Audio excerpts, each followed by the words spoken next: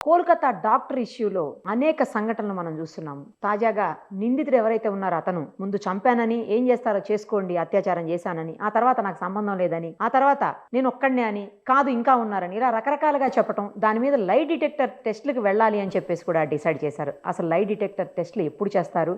అలాగే ఆ టెస్ట్‌కు తర్వాత నార్కో టెస్ట్‌కు ఏం డిఫరెన్స్ ఉంటుంది? ఇవన్నీ చెప్పేందుకు ప్రముఖ ఐపీఎస్ ఆఫీసర్ ఇప్పుడు అఫ్‌కోర్స్ రిటైర్డ్ అనుకోండి. అయినా కూడా ఆయన్ని జేడీ లక్ష్మీనారాయణ గారే మనందరం పిలుస్తూ ఉంటాము. సో, ఆయన లైవ్ కాల్‌లో అందుబాటులో ఉన్నారు. ఆయన చాలా ఎఫిషియంట్, సక్సెస్‌ఫుల్ ఆఫీసర్‌గా మనందరికీ తెలుసు. సో, ఆయనేం చెప్తారో ఈ విషయంలో ఒక్కసారి చూద్దాం. సార్ నమస్తే అండి. నమస్కారం అమ్మా. సార్ ఇప్పుడు లై డిటెక్టర్ టెస్టులు చూస్తున్నాం మనం కోల్‌కతా డాక్టర్ ఇష్యూలో. సో, అసలు ఆ టెస్టులు ఎప్పుడు చేస్తారు? దానికిను తర్వాత నార్కో టెస్ట్ అంటారు గదా! నార్కో టెస్ట్‌కి అసలు ఏం డిఫరెన్స్ ఉంటుంది సార్? దీనివల్ల నిజంగా అసలు ఏం జరిగిందనే వాస్తవాలు బయటకు వస్తాయా సార్? కలకత్తాలో జరిగిన ఈ సంఘటన ఏదైతే ఉందో అది మొత్తం దేశాన్నే కలిచివేసింది. యాహ్! ఎందుకంటే మీరు చూసుకుంటే 2012లో జరిగిన నిర్భయ కేసు గాని, ఆ తర్వాత హైదరాబాద్‌లో జరిగిన దిశ కేసు గాని, ఆ తర్వాత ప్రస్తుతం ఉన్న ఈ కేసు దేవి కేసు అని అంటున్నారు జనరల్‌గా రకరకాల యాహ్! పేర్లతో. సో ఈ 3 కేసులు ఏమంటే మొత్తం దేశంలో ఉన్న ప్రజల యొక్క కాన్షియస్‌నెస్ ఏదైతే ఉందో, తర్వాత ఈ విధమైన సంఘటనలు ఏవైతే జరుగుతున్నాయో వాటి వల్ల చాలా సభ్య సమాజం సిగ్గుతో తల వంచుకునే పరిస్థితి ఎదురైంది మనందరికి. ఏం జరుగుతుంది? ఒకవైపేమో మనం దూసుకు వెడుతున్నాము ఎకానమీలో అంటున్నాం గానీ, మరి ఒక వైపు ఇటువంటి అత్యాచారాలు జరగడం అన్నది ఒక నిందనీయం.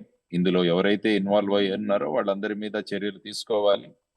తర్వాత ముఖ్యంగా ఏంటంటే, ఎవరైతే మనకు రక్షణ కల్పిస్తారో, మన ఆరోగ్యానికి రక్షణ కల్పిస్తారో, అటువంటి వారి పట్ల జరుగుతున్న ఈ విషయాలు దేశంలో నేను నిర్భయ కేసు తీసుకున్నా కూడా ఆ అమ్మాయి ఫిజియోథెరపిస్ట్. తర్వాత ఈ అమ్మాయి వచ్చి డాక్టర్. తర్వాత దిశ వచ్చేసి వెటర్నరీ డాక్టర్. Correct sir. ఈ విధంగా ఉన్న ప్రొఫెషన్‌లో ఉన్న వాళ్ళు సమాజం కోసం, ప్రజల కోసం పని చేయాలన్న సంకల్పంతో ఉన్న వాళ్ళకి ఈ విధంగా జరగడం వల్ల దేశం మొత్తం ఈ విధంగా నిరసనలు వ్యక్తమవుతున్నాయి. ఆ తర్వాత ఏవైతే స్థలాలు మనం సేఫ్‌గా ఉన్నాయనుకుంటున్నామో అటువంటి ప్రదేశాల్లో ఇది జరగడం కూడా చాలా ఘోరం. ఎందుకంటే నిర్భయ తీసుకుంటే నడుస్తున్న బస్సులోను అవును. ప్రస్తుతం కేసు తీసుకుంటే లక్షలాది మంది వచ్చే హాస్పిటల్‌లో ఇటువంటి సంఘటనలు జరగడం ఇవన్నీ కూడా ఏమవుతోంది ఈ సొసైటీకి, సమాజానికి అన్నది మనం అందరం కూడా అడుగుతున్న అనేక ప్రశ్నలు. తర్వాత ఈ కేస్ జరిగిన తర్వాత ఇన్వెస్టిగేషన్ జరిగిన విధానం. అంటే మొదట్లోనే ఈ కేసు గురించి బయటికి రావడము, తర్వాతొచ్చేసి అక్కడ లోకల్ పోలీసు సరిగా చేయట్లేదు అనడము, ఆ తర్వాత హైకోర్టు వాళ్ళ మీద కో కోప్పడ్డము, ఆ తర్వాత కేసుని సీబీఐకి అప్పజెప్పడము. తర్వాత అక్కడి ముఖ్యమంత్రి గారే నిరసన ప్రదర్శనలకు వారు లీడ్ తీసుకోవడం. ఇవన్నీ కూడా ఈ కేసులో ఉన్న ప్రధానమైన అంశాలు. కానీ ఇప్పటి వరకు మీరన్నట్టు ఒక వ్యక్తిని అరెస్ట్ చేయడం జరిగింది. ఆ ఘటనా స్థలంలో ఏదైతే ఆ బ్లూటూత్ హెడ్‌సెట్ ఏదైతే ఉందో దాని ద్వారా తర్వాత సీసీటీవీ కెమెరాల్లో దొరికిన ఫుటేజ్ ద్వారా అతన్ని అరెస్ట్ చేయడం జరిగింది. ఆ తర్వాత అతని ఇంటరాగేషను, ఆ తర్వాత మీరన్నట్టు మొదట నేనొక్కడినే ఉన్నాను, మీ ఇతరులున్నారని రకరకాల ఎవేసివ్ ఆన్సర్స్ అంటారు వీటిలన్నీ. So, okay. అటువంటి ఉన్నప్పుడు ఏమవుతుందంటే, అతనిని గురించి దగ్గర నుంచి సమాచారం రాబట్టడం కోసం పోలీసుల దగ్గర ఉన్న సైంటిఫిక్ ఇన్వెస్టిగేషన్ టెక్నిక్స్‌లో మీరన్నట్టు పాలిగ్రఫీ అంటాము. దాన్నే సాధారణ భాషలో లై డిటెక్షన్ టెస్ట్ అంటాము. ఆ తరువాత బ్రెయిన్ మ్యాపింగ్ అన్న టెస్ట్ ఉంటుంది. ఆ తర్వాత మీరన్నట్టు ఇంకొకటిది నార్కో అనాలిసిస్. కానీ 2010వ సంవత్సరంలో supreme court Selvi versus state of Karnataka అని ఒక జడ్జిమెంట్ ఇచ్చింది. ఓకే. ఆ జడ్జిమెంట్‌లో ఏంటంటే భారత రాజ్యాంగంలో ఆర్టికల్ 23 ప్రకారము ఎవరు కూడా వారికి విరుద్ధంగా సాక్ష్యం చెప్పాల్సిన అవసరం ఉండకూడదు అన్నట్టుగా చెప్పారు. Nobody can be made to incriminate against themselves. హుహు. ఆ తర్వాత ఆర్టికల్ 21 రైట్ టు లైఫ్. ఈ రెండిటి సందర్భంగా వాళ్ళు జడ్జిమెంట్ చేస్తూ సార్. ఈ 3 టెస్ట్‌లు చేయవచ్చు గానీ వీటిలో ఆ వ్యక్తి యొక్క అనుమతి కావాలి అన్నది వాళ్ళు జడ్జిమెంట్ ఇచ్చారు. టెస్ట్‌లు మీరు చేయాలంటే వాళ్ళ అనుమతి కావాలి. అంటే ముఖ్యంగా ఏంటంటే పాలిగ్రఫీ టెస్ట్‌లో ఏంటంటే ఆ వ్యక్తి నిజం చెబుతున్నాడా? అబద్ధం చెబుతున్నాడా? అన్నది మనకు తెలుస్తుంది. దాంట్లో ఒక ప్రశ్నలు వేయడం, తర్వాత దృశ్యాలు చూపించడం ఇలా చేసి ఆ వ్యక్తి యొక్క మైండ్ రీడింగు, ఆ పల్స్ రేటింగు దీన్ని బట్టి చెబుతారు. ఓకే. రెండవదొచ్చేసి బ్రెయిన్ మ్యాపింగ్ అని ఉంటది. ఆ! అంటే బ్రెయిన్‌లో స్టిమ్యులస్‌ని మెజర్ చేస్తారు.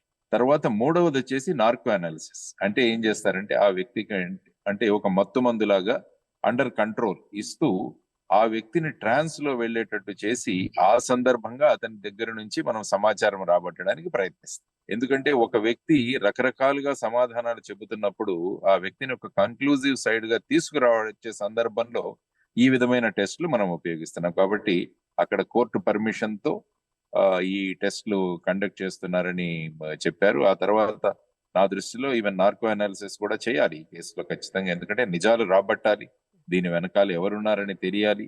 ఆ తర్వాత త్వరగా ఒక స్పెషల్ కోర్టును ఏర్పాటు చేసి ఈ నిందితులకంతా అతి త్వరలో వాటి మీద శిక్ష ఖరారు చేసి దాన్ని ఇంప్లిమెంట్ చేయాలి. కరెక్ట్ అప్పుడే కరెక్ట్. ఏమంటే ఇంపాక్ట్ అన్నది కలుగుతుంది సమాజం. రెండిట్లకి పర్మిషన్ అవసరం లేదు. ఓన్లీ నార్కోకి అయితేనే అతని పర్మిషన్ కావాలి.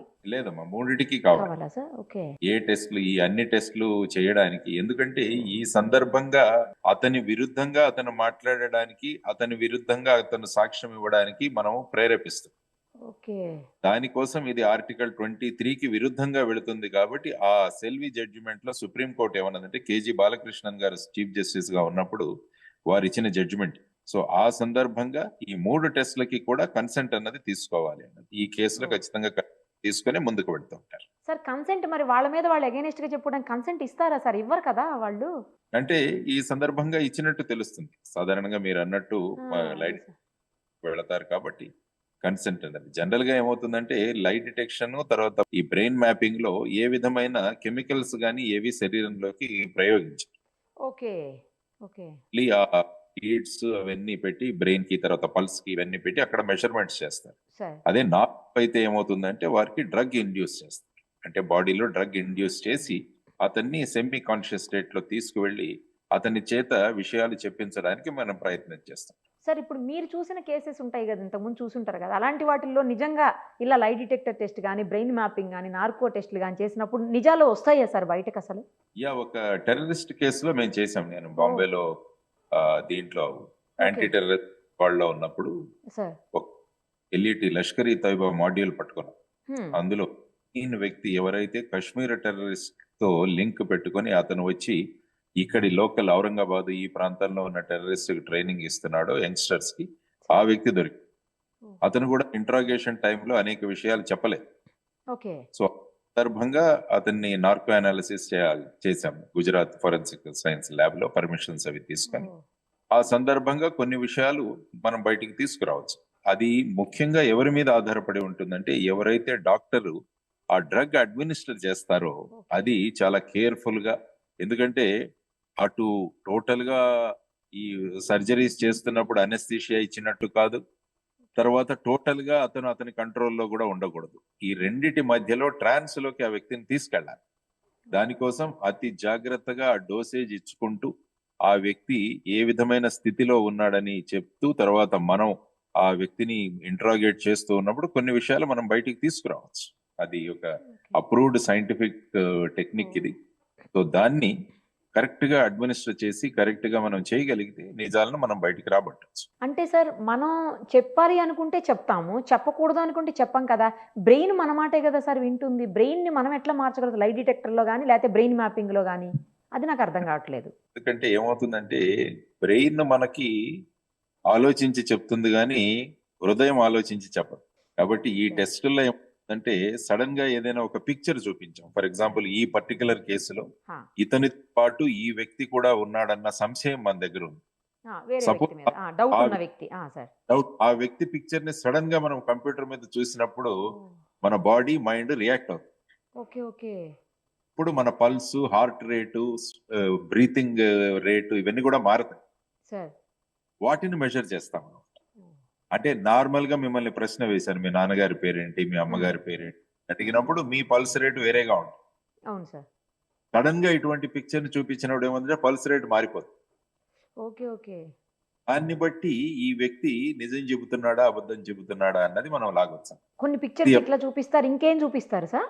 Pictures, scene of crime, so ఇలాంటివి. తర్వాత అతని బ్యాక్గ్రౌండ్ లో ఇంతకు ముందు జరిగిన ఏమైనా కేసులు ఉంటే ఆ సందర్భము. అంటే ఏంటంటే బేసిక్ గా ఆ వ్యక్తికి గురించి మన దగ్గర అనేక విషయాలు ఉన్నాయి, ఆ వ్యక్తికి తెలుస్తుంది. అప్పుడు ఏంటంటే అతని ప్రవర్తన మారు అలాంటివన్నిటిని పొందుపరిచి. ఎందుకంటే పాలిగ్రఫీ, బ్రెయిన్ మ్యాపింగ్, నార్కోలో ఇన్వెస్టిగేటింగ్ ఆఫీసర్ కూడా చాలా ప్రిపేర్ అవ్వాలి, అదే కదా చూపించాలి. దానికోసం చాలా బ్యాక్గ్రౌండ్ వర్క్ చేయాల్సి వస్తుంది. సో జస్ట్ చెప్పి అది మామూలు ఏదో సినిమాల్లో చూపించినట్టు అది ఎస్ఆర్ నో చెప్పదు. అదే కదా సార్, ఒక మూవీలో ఎక్కడ చూస్తాము అది అడిగినప్పుడు ఎస్ నో నో అట్లా అంటుంటుంది. రకాల అలా చాలా హోంవర్క్ చేయాలి ఇన్వెస్టిగేటింగ్ ఆఫీసర్. అప్పుడే నిజానిజాలు ఆ వ్యక్తి నిజం చెబుతున్నాడా లేకుంటే ఆ వ్యక్తికి తెలిసిన విషయాలు దాచుతున్నాడా అన్నది కూడా మనకు తెలుసు. అది కూడా తెలుస్తుందా సార్?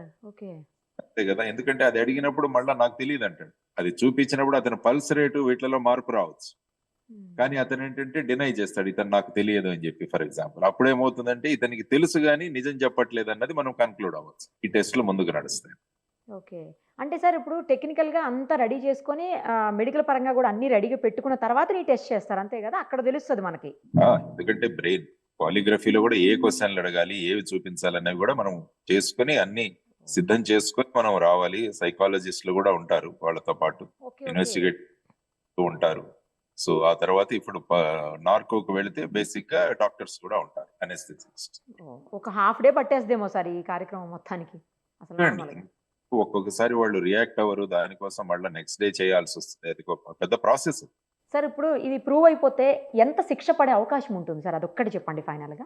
ఇందులో ఏంటంటే యాక్చువల్ గా మొన్న కొత్తగా వచ్చిన శిక్ష బిఎన్ఎస్ ఏదైతే ఉందో భారతీయ న్యాయ సంహితలో, సార్. ఇందులో ఫిట్ కేస్ ఫర్ డెత్, మరణశిక్ష విధించే స్థాయికి వెళ్ళాలి. ఎందుకంటే ఈ కేసు అంటే ఇందులో ప్రస్తుతం జరుగుతున్న విషయాలు, గ్యాంగ్ రేప్ కేసు, తర్వాత ఇంకా ఎంతో మంది ఇన్వాల్వ్ ఉన్నారు. తర్వాత మెయిన్ కారణాలు ఏంటన్నవి కూడా రకరకాలుగా వస్తున్నాయి. అంటే ఈ అమ్మాయికి ఆ హాస్పిటల్లో జరుగుతున్న అనేక విషయాలు తెలుసు, అక్కడ జరుగుతున్న రెగ్యులారిటీస్ తెలుసు అని ఒక యాంగిల్లో కూడా అలా అవును సార్. మాట్లాడుతున్నారు. కరెక్ట్. అంటే కరెక్ట్. మీడియాలో చాలా విషయాలు వస్తున్నాయి. అవును సార్. మీడియా కానీ బేసిక్ గా ఫైనల్ గా ఇన్వెస్టిగేటింగ్ ఆఫీసర్స్ ఇన్వెస్టిగేట్ చేసి ఏ విషయాలు కోర్టుకు తీసుకెళ్తారో దాని మీద శిక్ష ఆధారపడి, ఇన్వెస్టిగేటింగ్ ఆఫీసర్స్ కూడా it's challenging case. Challenging case. Correct sir. కొంచెం కాకపోతే సత్వరం జరిగితే బాగుంటుంది. ఫాస్ట్‌గా కోర్టు ఎందుకంటే నుంచి. ఫాస్ట్ దీంట్లో మనము డీటెయిల్స్ ను మిస్ అవ్వకూడదు, అది కూడా చాలా okay. Important. Okay. Okay sir. Okay. It గా కోర్టు ముందు అనేక సాక్ష్యాలను మనం ప్రొడ్యూస్ చేయాలి. హ్మ్. కోర్టు ఎప్పుడు కూడా మన అభిప్రాయాల మీద కోర్టు ముందుకు వెళ్ళదు. కోర్టు ఎప్పుడు కూడా సాక్ష్యాధారాల మీదే ముందుకు వెళుతుంది శిక్ష నిర్ధారించడంలో. కాబట్టి ఇన్వెస్టిగేటింగ్ ఆఫీసర్స్ కూడా చాలా జాగ్రత్తగా ఈ విషయాలన్నింటినీ కూడా పొందుపరిచి ముందుకు తీసుకెళ్లాల్సిన అవసరం ఉంది. Thank you sir. Thank you so much. మీరు ఒక ఇంపార్టెంట్ ప్రోగ్రామ్ మీద వేరే ఊరికి వెళ్తున్నారు. అయినా నేను రిక్వెస్ట్ చేయగానే మీరు కారు మధ్యలో ఆపి మాట్లాడుతున్నారు సార్. సైడ్‌కి ఆపి. Thank you sir. Thank you so much. ఎందుకంటే ఇది ఒక ఇంపార్టెంట్ కేస్ కాబట్టి మీలాంటి వాళ్ళు చెప్తే దానికి వ్యాలిడిటీ ఎక్కువ ఉంటుంది కాబట్టి ఆ వాల్యూ యాడ్ చేయడం కోసం నేను మిమ్మల్ని అడిగాను. మీరు కాదనుకుని ఇచ్చినందుకు thank you so much sir.